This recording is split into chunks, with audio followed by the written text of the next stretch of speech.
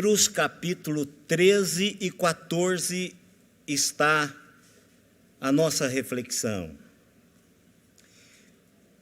Disse o Senhor a Moisés: envia homens que espiem a terra de Canaã, que dou aos filhos de Israel. Envia homens que espiem a terra de Canaã, que dou aos filhos de Israel. Vamos curvar as nossas cabeças, irmãos, para falarmos com o Senhor. Pai amado, mais uma vez, muito obrigado, Deus, pela vida dessa igreja, pelos irmãos que por aqui passaram e que construíram realidades que hoje são desfrutadas por esses irmãos que estão aqui. Louvamos-te, ó Deus, pela vida dos pastores que por aqui passaram, especificamente pela vida do pastor Sebastião, que ficou tantos anos ministrando a tua palavra a esta igreja. Obrigado, Deus, pela vida deste querido irmão e sua esposa. Obrigado, ó Pai, pela vida dos presbíteros e diáconos que por aqui passaram e deixaram esse legado. Ao Senhor toda honra, toda glória e todo louvor pela vida desses queridos irmãos. Obrigado, Deus, pela liderança atual, pela vida dos pastores, presbíteros e diáconos que ministram e administram a esta igreja. Obrigado, Senhor, pela liderança geral da vida desta igreja, em todos os seus departamentos, em todas as suas equipes ministeriais. E nós queremos, ó Deus, agradecê-lo pelo privilégio de estarmos juntos hoje, celebrando 61 anos de vida. Nós queremos ouvir do Senhor. E a minha oração, Senhor, é que eu não atrapalhe aquilo que o Senhor quer falar à vida da igreja. Que eu seja simplesmente boca do Senhor para levar essa igreja a pensar no que ela é e no que ela pode vir a ser. Instrua-nos através da tua palavra na ministração do teu Santo Espírito. É isto que eu espero, é isto que nós esperamos nesta noite. Fale conosco, Deus, e dê-nos, ó Pai, intrepidez no falar e ouvidos atentos para ouvirmos o Senhor. E a coragem para praticarmos aquilo que o Senhor falar ao nosso coração. Em nome de Jesus é que nós te oramos. Amém. Eu fiquei muito feliz hoje, irmãos, pelo primeiro hino. Porque normalmente, num culto de aniversário, a gente traz uma mensagem bem gostosa, essa é uma mensagem. Mas eu quero trazer-lhes hoje uma palavra do Senhor desafiadora. Pode ter certeza que eu tentei outros textos, mas nós pastores sabemos que quando a coisa não flui. Mas esse texto fluiu e é o recado de Deus para o coração de vocês hoje. Vocês estão lembrados do primeiro hino. O primeiro hino é um hino de desafio. Uma das palavras do hino que eu guardei, que chamou muito a minha atenção, e que o Papai do Céu diz ao meu coração, sim, é esta mensagem. Qual foi a palavra desafiadora do hino, o primeiro hino que nós cantamos? Pode dizer. Qual foi? Não ponha, viu? Não ponha aí. Eu não quero que vocês façam isso com a mensagem que eu vou transmitir. Eu quero que vocês se lembrem. Qual foi a palavra mais desafiadora no primeiro hino que nós cantamos? Eu não tinha conversado com o pastor sobre o que eu iria pregar.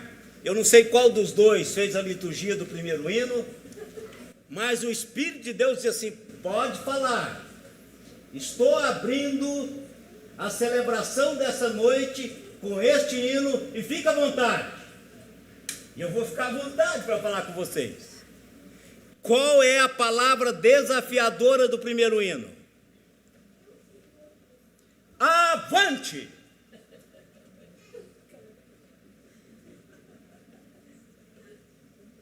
Avante! E significa que a gente precisa de avançar. Obviamente, eu tenho uma ideia pivotante. Isso não se aprende na homilética no seminário. Isso se aprende com a vida, com a leitura. Depois que você é jubilado, é que você tem muita liberdade para falar. Então, assim que a gente faz. Por isso o pastor Sebastião fala o que fala, porque está aposentado. Eu também.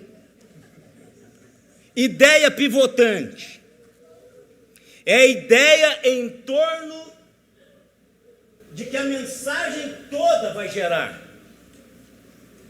Eu tenho uma ideia pivotante. E eu quero que você grave essa ideia pivotante. A ideia pivotante da nossa reflexão é: aonde quer que o Senhor nos leve, é para lá que precisamos ir. Vamos repetir? Aonde quer que o Senhor nos leve, é para lá que precisamos ir. Aonde quer que o Senhor nos leve, é para lá que nós precisamos ir. Não há outro lugar. É onde o Senhor quer nos levar. É para lá que eu e você precisamos ir. Não podemos esquecer disto. Eu acredito, irmãos, que o desejo de Deus para toda a igreja é que a sua igreja alcance a grandeza.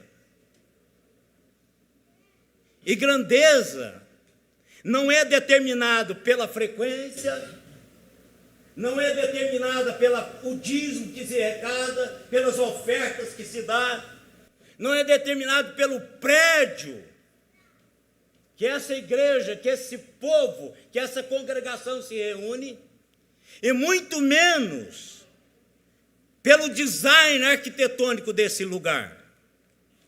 Grandeza reflete em sermos tudo o que podemos ser no lugar que Deus quer que estejamos. Grandeza reflete em sermos tudo o que pudermos ser no lugar que Deus quer que estejamos. É dessa grandeza que eu quero falar. É dessa grandeza que eu quero pensar com vocês hoje. Acredito também que toda igreja, em um determinado momento, chega a uma encruzilhada, onde ela precisa decidir se entrará ou não nessa grandeza. Se ela vai usufruir e desfrutar dessa proposta de Deus para a vida dela. Sua igreja entra ou não nessa grandeza é decidido em um local muito significativo. Um lugar que eu chamo de fronteira da grandeza. Essa fronteira da grandeza é sempre encontrada na interseção entre oportunidades e escolhas. Um momento em que a igreja chega numa encruzilhada, E nessa encruzilhada, ele vê as oportunidades, ela vê as oportunidades e toma as decisões. Nessa reflexão, irmãos, eu quero compartilhar com vocês a história do povo de Deus. Esse tempo tão especial no Antigo Testamento, que esse povo esteve à fronteira da grandeza, em um momento dramático e inevitável da sua história.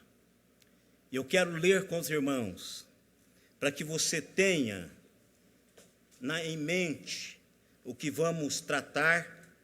Eu quero ler os versos 17 a 20, e quero ler do verso 25 até o verso 33 do capítulo 13 de Números, para que os irmãos tenham em mente o fato histórico que nós vamos abordar hoje.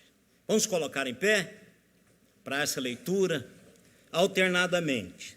Se porventura a minha leitura diferenciar da sua leitura, é porque eu estou usando a King James, a nova versão do King James, 1999. Não é nova mais não, tem mais outras versões aí, mais novas.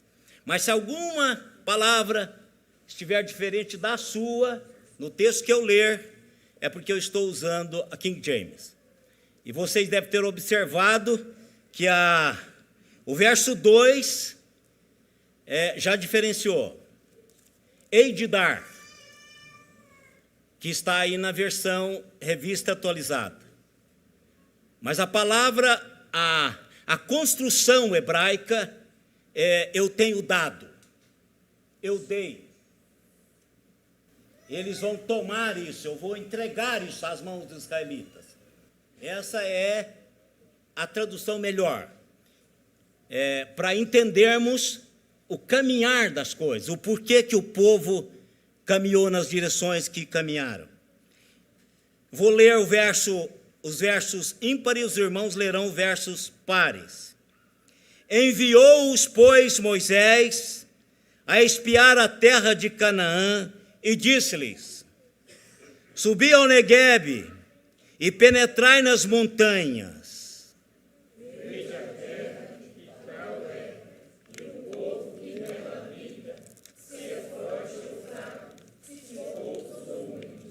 E qual é a terra em que habita?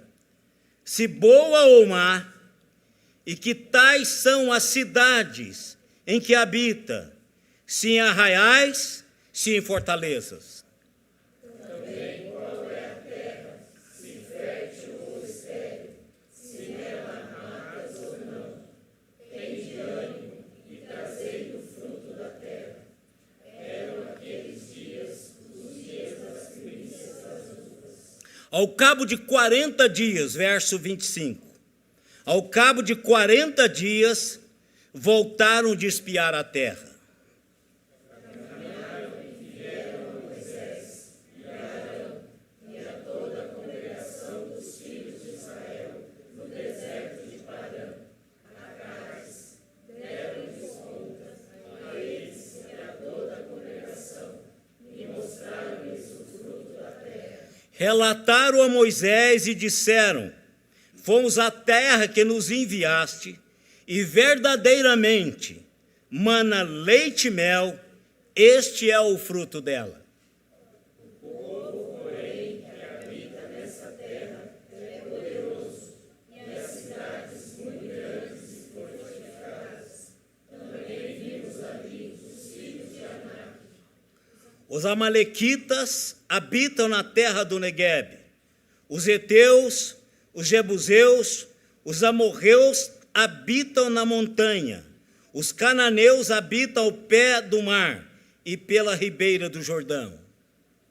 Então Caleb fez calar o povo perante Moisés e disse: eia, subamos e possuamos a terra, porque certamente prevaleceremos contra ela.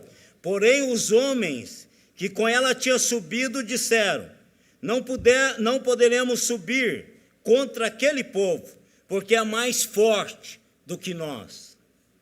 Diante dos filhos de Israel, infamaram a terra que havia espiado, dizendo: a terra pelo meio da qual passamos a espiar é a terra que devora os seus moradores, e todo o povo que vimos nela são homens de grande estatura. Também vimos ali gigantes.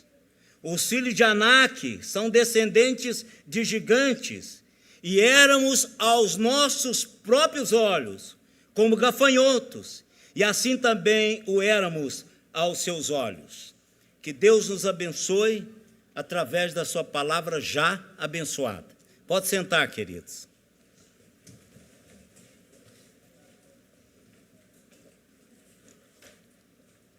Eu não tenho dúvida nenhuma de que foi Deus que trouxe esse povo até aqui. Eu não sei se você tem dúvida disso, mas eu não tenho dúvida nenhuma que a mão poderosa de Deus levou esse povo até aquele momento. Os filhos de Israel eram escravos no Egito, quando Deus enviou Moisés e Arão para libertá-los.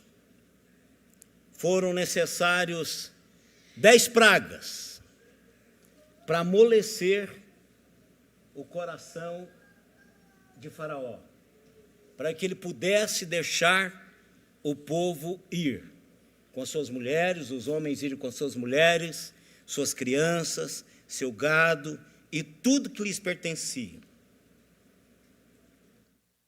Mas o momento que Faraó arrependeu e foi atrás deles, para levá-los de novo para a escravidão. E nesse momento, Deus de novo interfere. Ele abre o Mar Vermelho, e como a própria palavra diz, eles passam a pés enxutos. Deus agindo, trabalhando, fazendo tudo para que esse povo saísse de uma vez por todas do Egito. Quando esse povo atravessa o Mar Vermelho, está lá do outro lado, o mar se fecha. E para mim, Deus está dizendo para esse povo: não há volta. Agora é só para frente. No entanto, irmãos, na fronteira da grandeza, ao chegar ali na divisa territorial, este povo encontram-se numa crise de fé.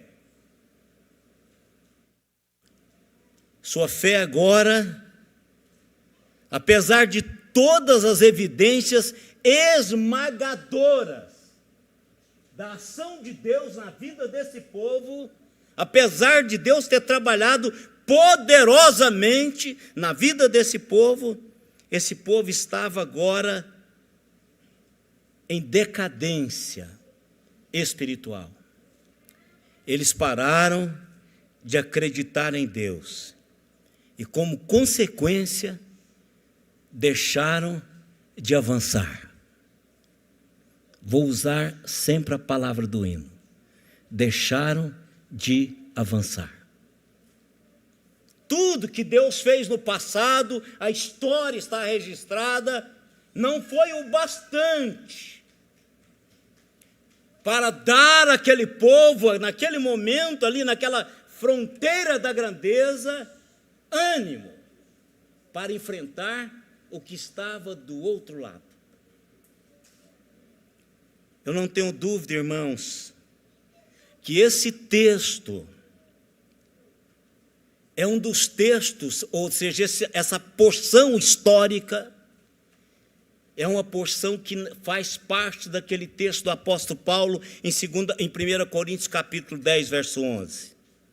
Ora, todas estas coisas lhes aconteceram como exemplo e foram escritos para aviso nosso, para quem já são chegados os fins dos tempos. Eu acredito, irmãos, de todo o coração, que este texto serve para a igreja hoje, a igreja aniversariante hoje.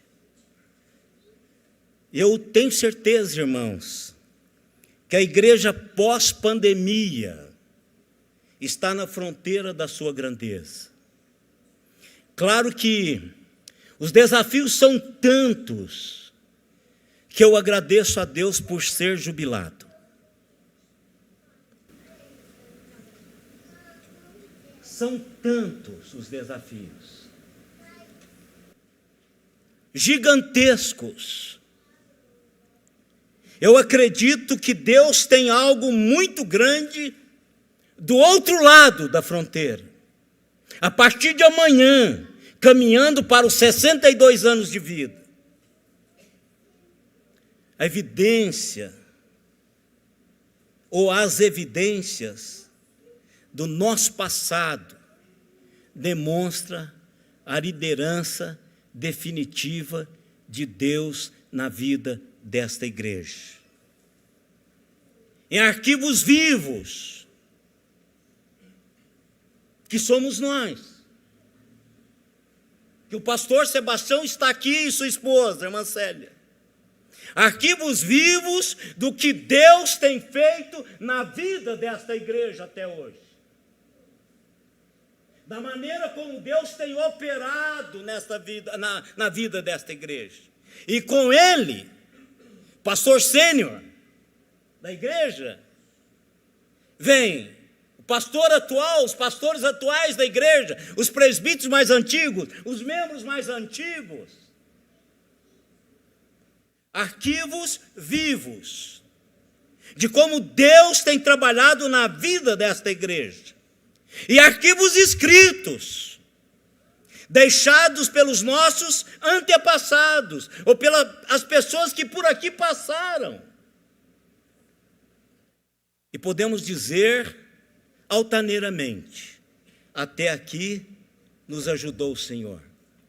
Mas com certeza precisamos continuar, a avançar. Há bênçãos maiores nos esperando, logo ali na frente, logo ali na frente.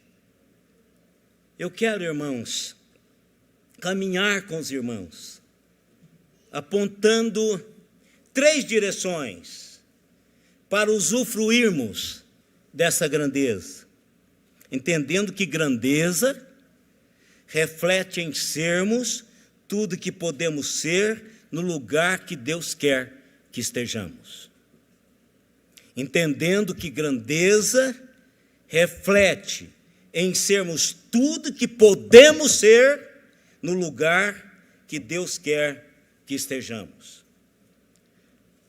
O primeiro caminho, ou a primeira direção deste caminho, a grandeza começa com uma visão das oportunidades.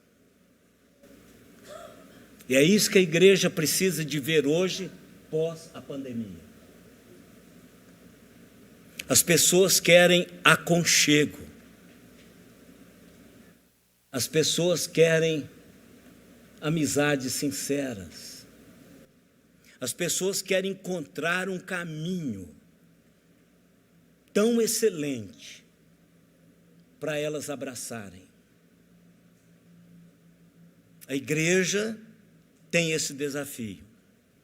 Deus disse a Moisés: envia homens para espionar a terra de Canaã, que dou aos filhos de Israel.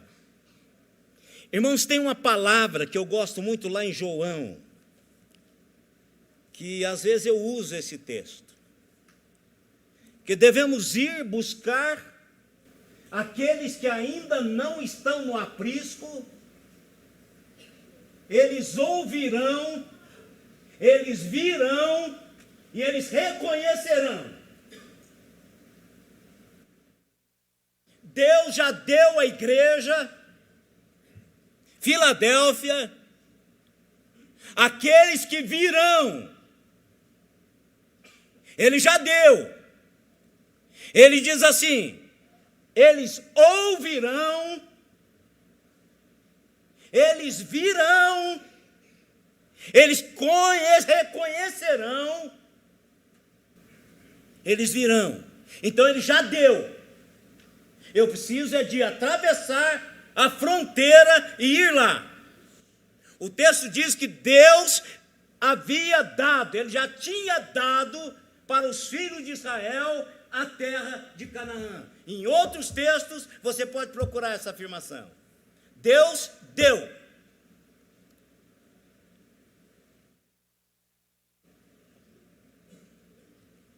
A grandeza começa com a visão das oportunidades. O que é visão? O que é visão?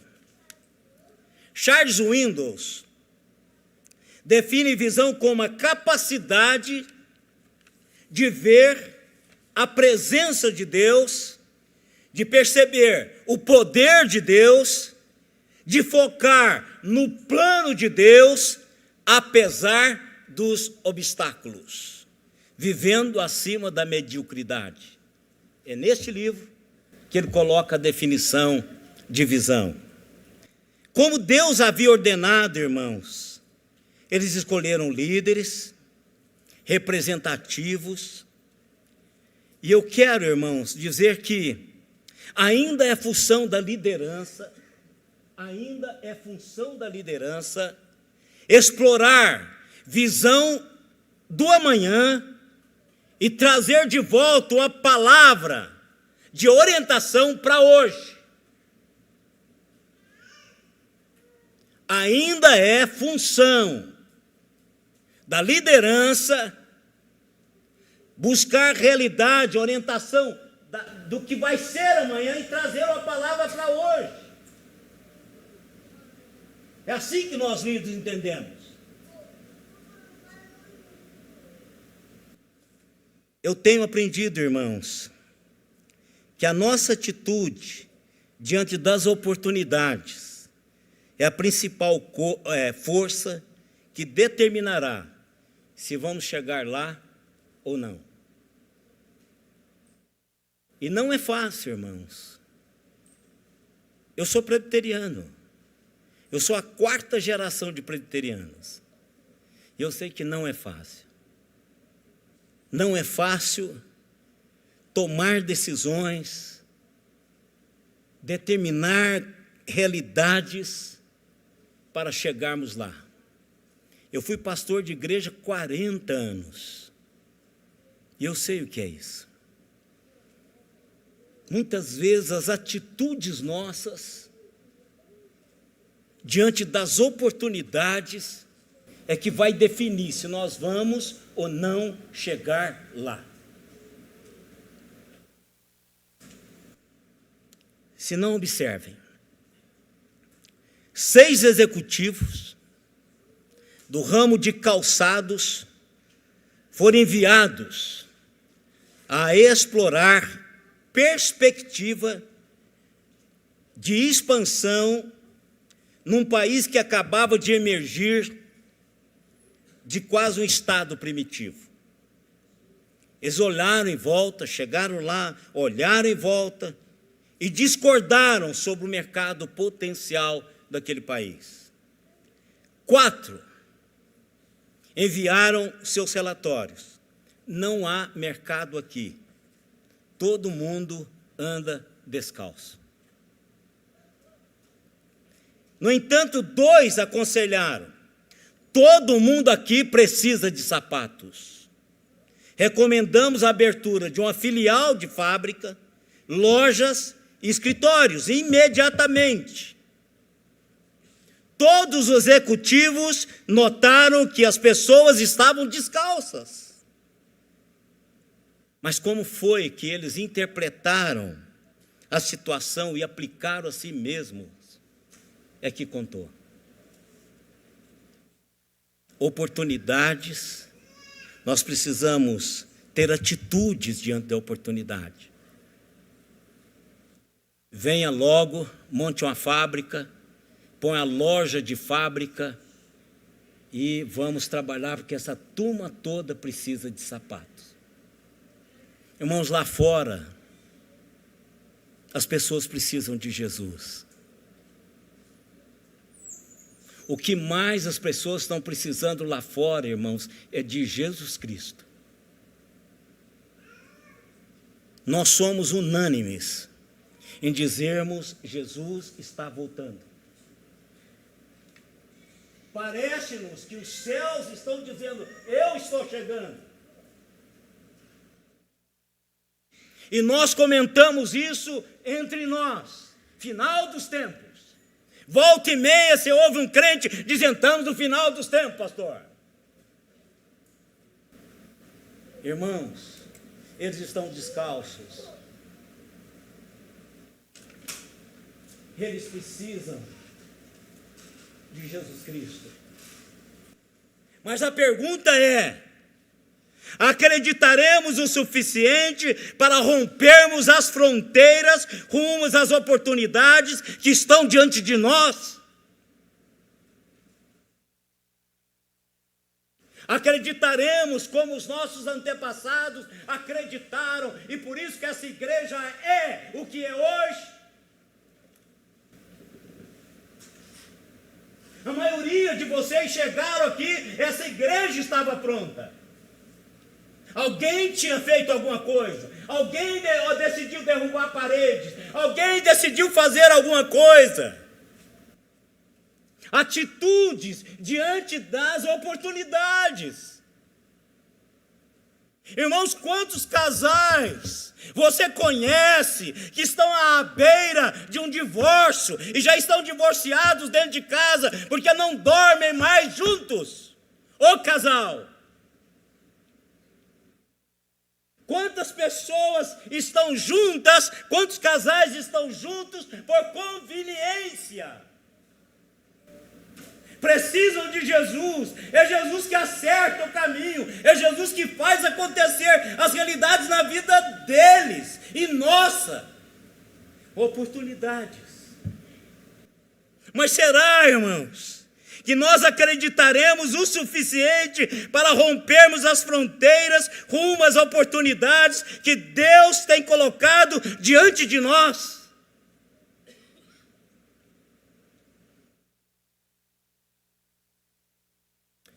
Segunda variante. A grandeza é determinada finalmente por uma decisão de encruzilhada. Ou eu passo ou eu passo. Não tem saída. Porque papai falou: se eu não passar, eu vou para a fazenda. Se eu não passar, eu volto para casa. Grandeza é determinada finalmente por uma decisão de encruzilhada. Verso 13, aliás, capítulo 13, 2. Espia a terra de Canaã que eu dou aos filhos de Israel. Deus declara, irmãos: eu estou dando a Israel a terra. É de Israel a terra, embora Israel ainda não tenha tomado posse da terra, mas claramente Deus havia prometido a terra para o seu povo. E esse povo tinha a segurança, a promessa segura de Deus: vocês têm a terra. Mas caberiam a eles entrarem na terra e tomar posse. Todo aquele que vier a mim, eu não lançarei fora, eu receberei. Você já sabe disso. Ide e anuncie, não é você que vai converter, você precisa anunciar, e o Espírito de Deus vai trabalhar. A mim me convém conduzir. a mim me convém conduzi-las, as ovelhas para o aprisco. Elas ouvirão, elas virão, elas reconhecerão, e elas serão como vocês já são.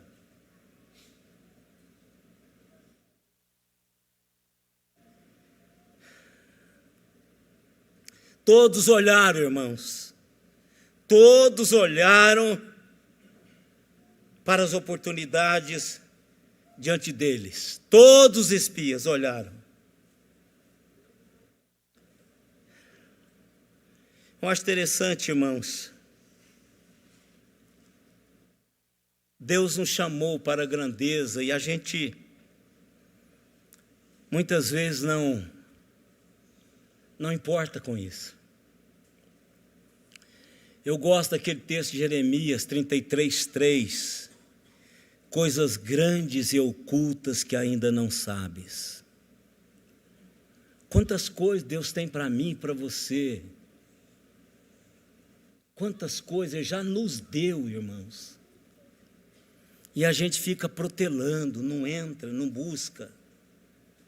Nós temos que tomar a decisão, irmãos, de fazer a transição, sairmos de onde estamos e irmos até onde está a grandeza, aonde Deus vai fazer acontecer as suas realidades nas nossas vidas.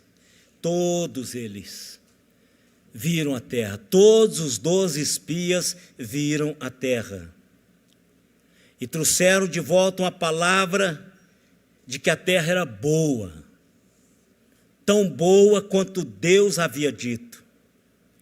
E eles registraram lá no capítulo 3, no verso 27 que nós lemos o seguinte: e eles lhe contaram e disseram: fomos para a terra, para onde nos enviaste, realmente mana leite e mel, e aqui está o cacho de uva que levaram 2 pessoas para trazê-lo.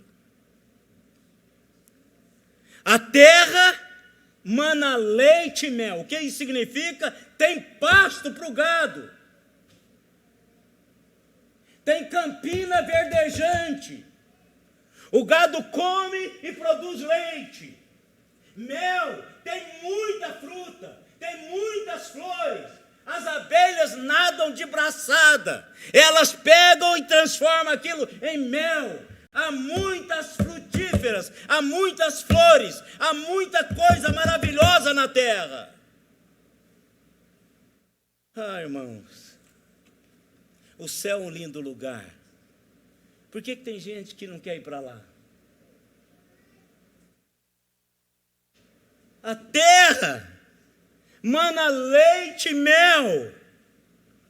Era inevitável, irmãos, que havia uma bênção pela frente, se eles atravessassem e tomassem a terra. Era isso que Deus queria. E foi nesse ponto, irmãos, nesse momento, que apareceram as opiniões diferentes, as divergências. Para 10 dos espias, irmãos, a ameaça superava a bênção da grandeza. 10. Por isso que é um perigo, irmãos. É um perigo.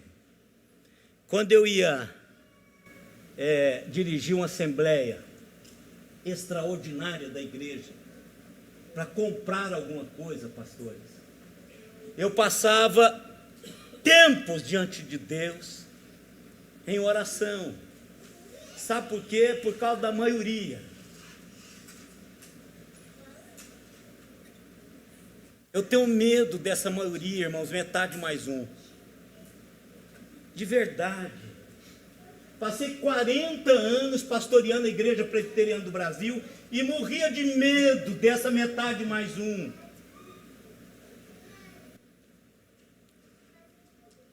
Porque às vezes a maioria não percebe, irmãos. Às vezes a maioria não está com o coração aberto para aquilo que Deus está apontando, que Deus quer que faça. Mas a maioria, 10, apresentaram a beleza da terra, o fruto da terra. Mas as pessoas que habitam na terra são gigantes, são fortes. Apresentaram um relatório ruim, irmãos, sobre as pessoas e sobre a situação do local. Resumindo, isso pode ser deixado para fazer depois, isso pode ser feito depois. Ou isso não pode ser feito, é pior ainda. Vocês já ouviram isso? Eu já. Pastor, esse projeto é grande demais. Não pode ser feito. E Deus está apontando, dando a oportunidade da vez. Se você deixar passar, ou você não pega, ou o Pai do céu vai entregar para outro pegar. Presta um relatório ruim. E o que é interessante, irmãos, quando o negativismo não é suficiente, começamos a imaginar que as coisas estão pior do que de fato elas são. Ah, não dá. Sabe por que não dá? Olha, aqui é gigante, sabe? É grande. Pensa num homem grande. Pensa num negócio, pensa num negócio difícil, pastor. Olha, o negócio é complicadíssimo.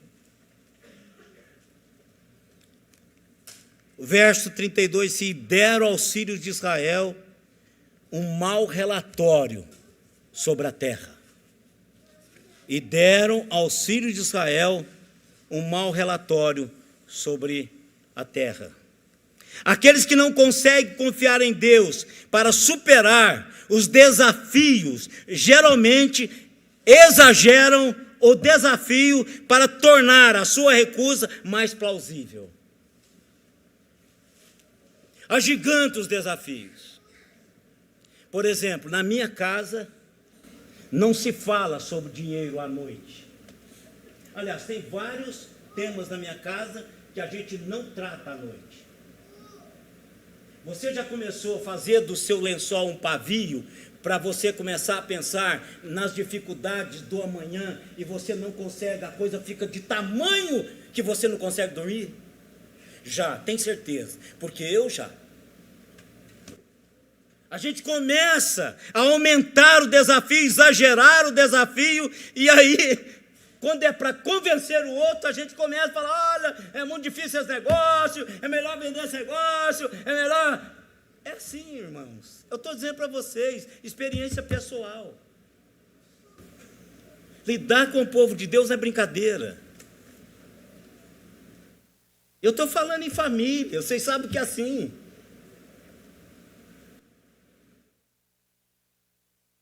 Prestaram um mau relatório. Essa é a chave. Relatório ruim. Um mau relatório que deturpa os desafios futuros. Um mau relatório que deturpa os desafios futuros. Irmãos, eu tenho certeza que existiram e existem gigantes de incertezas econômicas, incógnitas futuras e sombras do que não foi detectado, que não podemos ver em todo o caminho da igreja do Senhor Jesus Cristo em todos os tempos. Se formos caminhar, irmãos, pode ter certeza que tem gigantes econômicos. A gente começa a mexer numa parede e tem uma palavrinha que diz assim, já que tá. Esse já que tá é uma palavrinha de construtor. Eu sou construtor de igrejas. Para onde eu passei, desde o meu primeiro ano de ministério, eu construo. No meu primeiro ano de ministério, eu construí uma casa pastoral. E não parei mais até os 20 anos que eu fiquei em Araraquara. Eu sei o que é isso, irmãos. Então, na nossa caminhada, gigantes de incertezas econômicas, incógnitas futuras, sombras do que nós não detectamos, vai aparecer. E o pior é que nós vamos ter pessoas que vão buzinar isso na nossa cabeça. Pastor, não tem dinheiro. Aonde o senhor vai arrumar isso aí? O senhor vai endividar a igreja? Pastor, isso nos impede, irmãos. Mas graças a Deus, que tinham dois jovens, dois homens que tinham conectado a visão de Deus.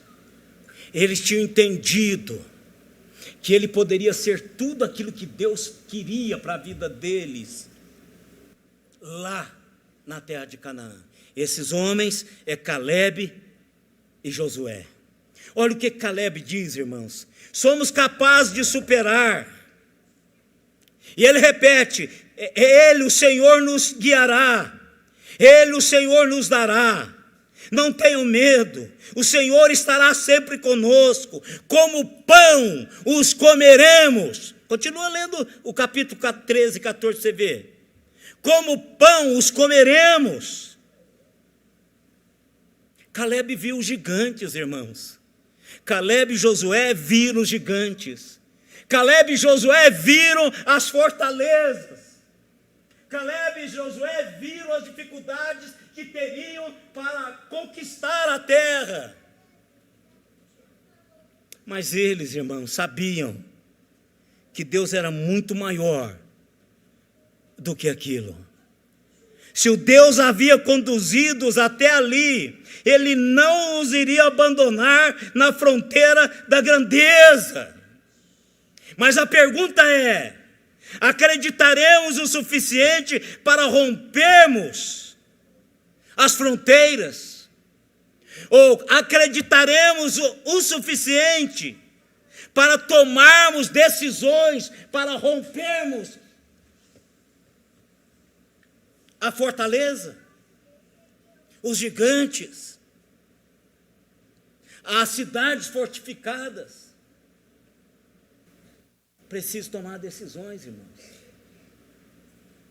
Deus aponta, Deus nos dá a visão. Mas para terminar, irmãos, eu não gostaria que esse tópico estivesse aqui. Mas como expositivo, eu não posso deixar de falar.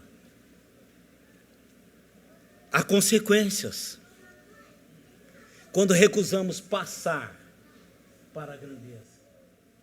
Ou seja, há consequências quando Deus nos dá algo e nós não tomamos posse disso.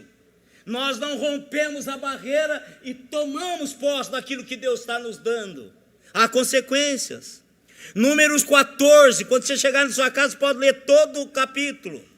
Contém o relato completo das murmurações autodestrutivas que caracterizaram o povo de Deus quando recusaram de entrar na terra. Quando a igreja, irmãos, recusa a grandeza de Deus, ou ser aquilo que Deus quer que ela seja, no lugar que Deus a colocou, ela se volta para si mesma. É uma palavra assim: a igreja está ensimesmada. Mas ela não se volta para si mesma, irmãos, só para olhar o seu umbigo. Ela se volta contra si mesma. Aí começa a brigaiada. É porque cada um tem um umbigo diferente, um nariz diferente. Aí começa a brigaiada. E vocês querem ver? Olha, quando Josué e Caleb prestaram o relatório deles, vocês conhecem bem a Bíblia, sem ler lá, o que aconteceu? O que aconteceu? A igreja, o povo voltando contra ele mesmo. O que aconteceu quando Caleb disse: ei, pessoal, foi isso que ele falou, ei, foi isso, a expressão é essa. Ei, para! Presta atenção no que eu tenho para falar para vocês. O que aconteceu depois? Digam-me, irmãos que conhecem esse texto. O que o povo queria fazer com Josué e Caleb? Hein? Pode falar alto. Apedrejá-los. Se Deus não tivesse interferido, eles teriam feito isso. Mas na medida que falou, vamos apedrejá-lo. E você já viu a multidão? É igual boi. Consciência coletiva, é um perigo. Você vai com todo, mas todo mundo estava. Todo mundo, você não é todo mundo. É. Quando a manada dispara, todo boi é o mesmo. Ele dispara também. Vamos apedrejá-los. Aí o Deus eterno, a sua glória, se manifestou na tenda. E aí eles pararam. Mas a igreja já estavam tentando matar aqueles que tinham a visão de Deus, apedrejá-lo. Mas não foi só isso, irmãos. Eles rebelaram contra a sua liderança. Defamaram Moisés e Arão. Isso é pior, irmãos. Quando vocês começarem a falar dos seus presbíteros e dos seus pastores, a igreja morre. A igreja quebra. Quebra, irmãos. Quando não entramos, quando não somos aquilo que Deus quer que sejamos, aí nós voltamos contra nós mesmos. Eu me lembro que saiu no Brasil Presbiteriano, eu até estranhei isso sair no Brasil Presbiteriano. Saiu, antigamente o Brasil Presbiteriano tinha um cantinho de anedota. Aí, no circo, quando podia ter animais, hoje não pode mais, mas quando podia ter animais, lá estava o Sou Leão na sua jaula e a dona hiena na dela. Aí a dona hiena, querendo escapar, e estava saindo, olhou e falou assim, vocês vão para onde? Eu acho que é o contrário, né? Não, é o contrário. A hiena falando com o leão. O leão querendo escapar, é o leão que queria escapar. Aí a hiena disse assim, você vai para onde? Ele falou, vou sair para começar a comer crente por aí, cristão, quero matar um punhado de cristão. A hiena disse, não precisa se preocupar não, eles estão se matando, eles mesmos, eles estão se matando, pode deixar que eles vão comer um ou outro. É isso. Quando não somos aquilo que Deus quer que sejamos, a igreja volta contra si mesma. Caleb, a liderança. E outra coisa pior, irmãos, questionaram o plano de Deus. Questionaram o plano de Deus. E pior, deram um substitutivo para parecer presbitério. Presbitério é assim. Quando tem uma proposta que discorda, eu apresento o substitutivo. Esse aí não dá, vou apresentar o substitutivo. Eles apresentaram o substitutivo. Querem ver? E todos os filhos de Israel queixaram-se contra Moisés e Arão. E toda a congregação lhe disse, se ao menos tivéssemos morrido na terra do Egito, ou se menos tivéssemos morrido neste deserto, porque o Senhor nos trouxe a essa terra para cairmos à espada, para que nossas esposas e nossos filhos se tornassem vítimas. Não seria melhor voltarmos ao Egito?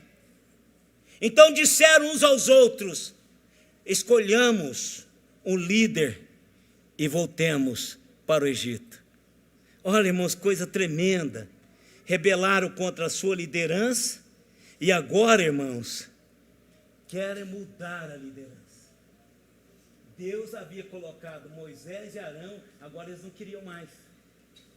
Vão fazer o seguinte, eles não vão votar, mas vão achar um capitão aqui, a palavra é capitão, está no texto. Vão pegar um capitão, um cara que manda, e a gente volta para o Egito.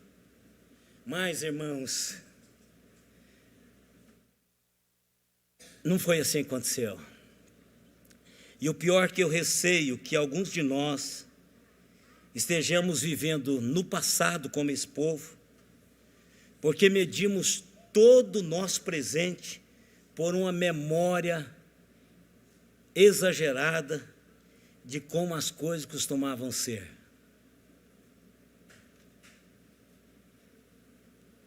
Memória exagerada. como as coisas costumavam ser. Na fronteira da grandeza, uma igreja pode ter a intenção de voltar,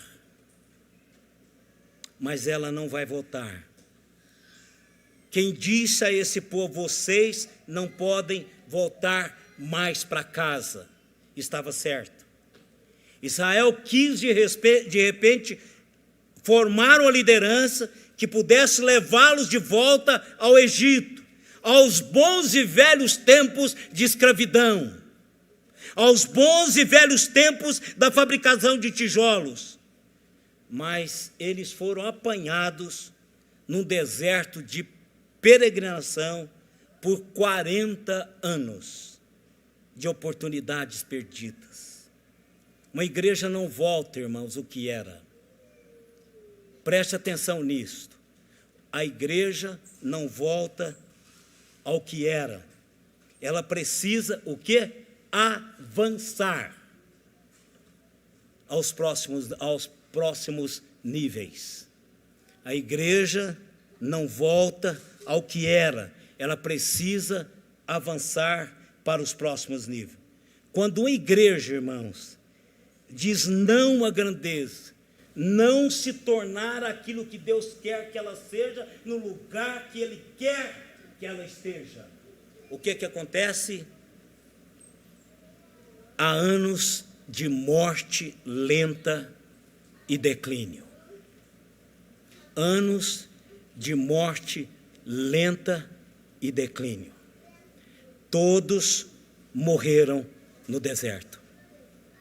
Apenas Josué e Caleb entraram na terra prometida. Acreditamos o suficiente para rompermos as fronteiras e avançarmos? A igreja Filadélfia acredita o suficiente para cumprir o primeiro hino que vocês cantaram? Romper as fronteiras e avançar? Porque o desafio do hino, o primeiro hino, foi para avançarmos. Deus quer que estejamos aonde Ele quer, onde Ele quer nos usar, de maneira que outras vidas possam receber o que nós já temos. Estão esperando, irmãos, pode ter certeza disso.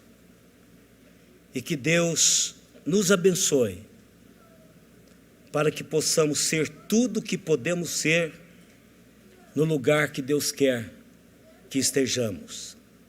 Aonde quer que o Senhor nos leve, é para lá que eu quero ir.